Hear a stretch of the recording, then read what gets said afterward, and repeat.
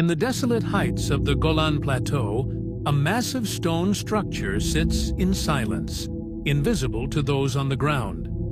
It is known as Gilgal Refaim, the Wheel of the Giants, a monument so vast it can only be understood from the sky. Mainstream archaeology claims it is a primitive calendar built 5,000 years ago. But the scale of the 40,000 tons of volcanic rock suggests a much darker, much older reality. In the center of these 5 concentric rings lies a hidden burial chamber designed for a being of impossible proportions. The ancient residents of this land were not nomadic tribes. They were the Rephaim, the giants of the old world. Just as the drying Euphrates revealed the secrets of the fallen, this stone labyrinth reveals the physical truth of the Nephilim. Today, we are reopening the forbidden files on the tomb of the giants to uncover the evidence of a race that ruled the earth before the Great Flood. Mainstream history is a curated lie.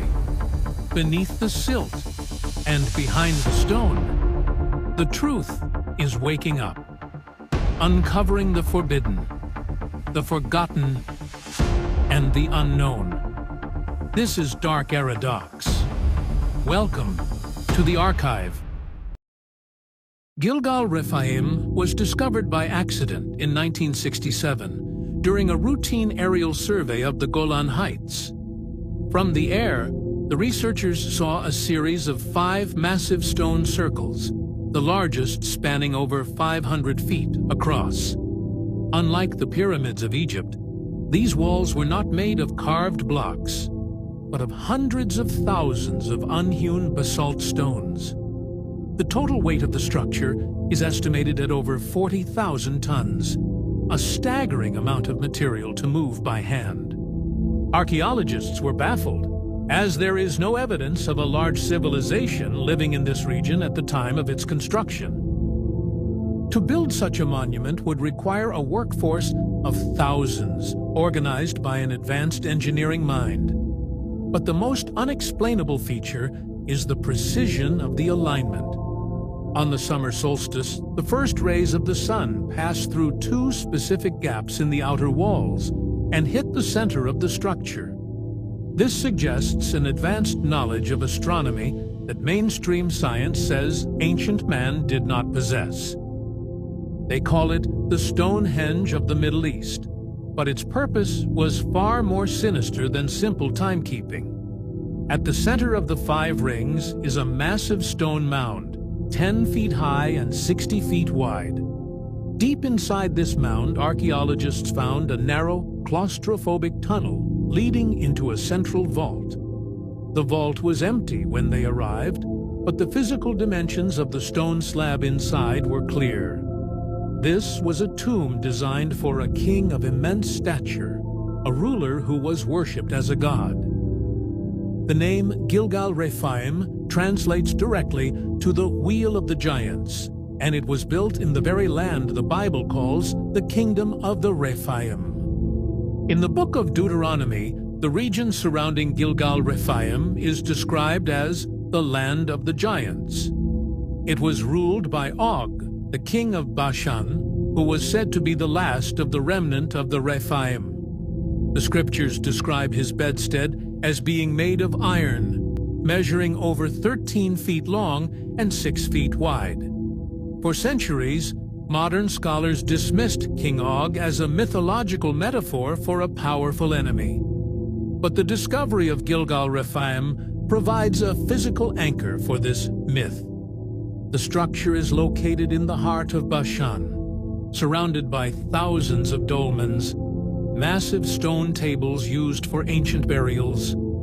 These dolmens are made of stones weighing up to 30 tons, far beyond the lifting capacity of a primitive nomadic tribe. Local folklore across the Levant speaks of a race of men who could move mountains with their bare hands.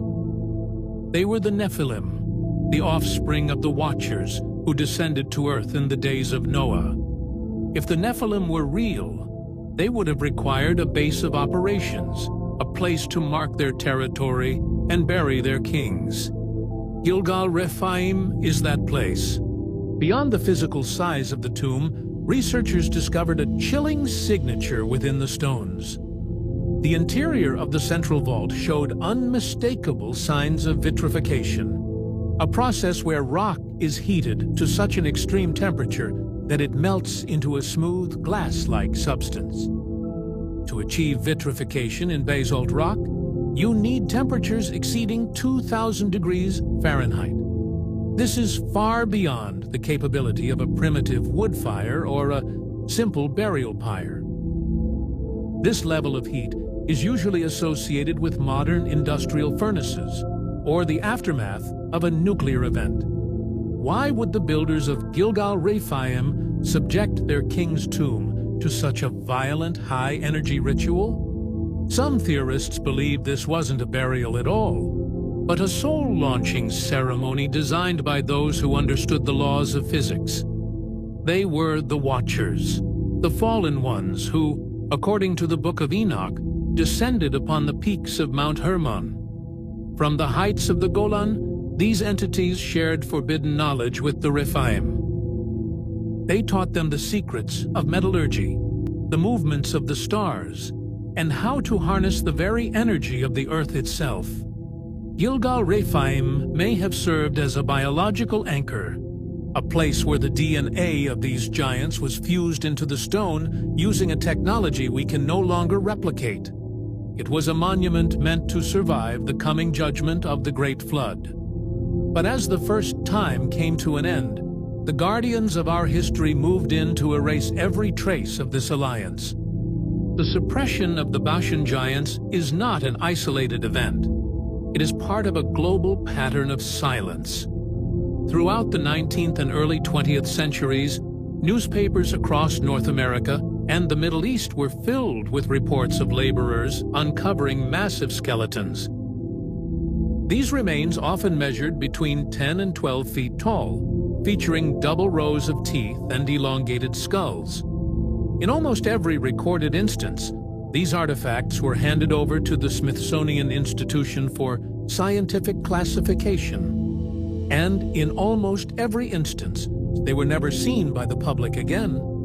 They disappeared into the vast classified warehouses of the world's elite, labeled as anomalies and buried beneath layers of red tape. Why is the existence of the Nephilim such a threat to the modern world? Because the presence of the giants proves that the ancient texts are not metaphors. If the Bible and the Quran are right about the giants of Bashan, then they are also right about the cataclysm that wiped them out.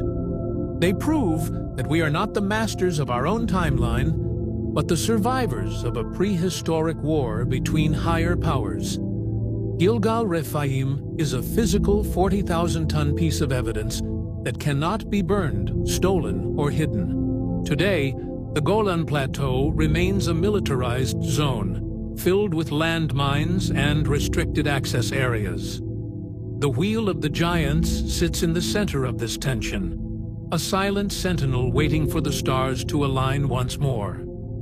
Mainstream archaeology continues to call it a primitive calendar, refusing to look into the hollow vaults or the vitrified stones. But the sand is shifting, and the stones are beginning to hum. We are a species with amnesia, living on top of a cemetery of giants. The question is no longer whether they existed.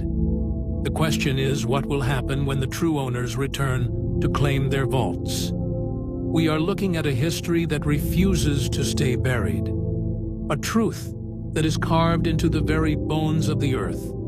Are you ready for the revelation of the Rephaim? Subscribe to Dark Era Docs for more forbidden history.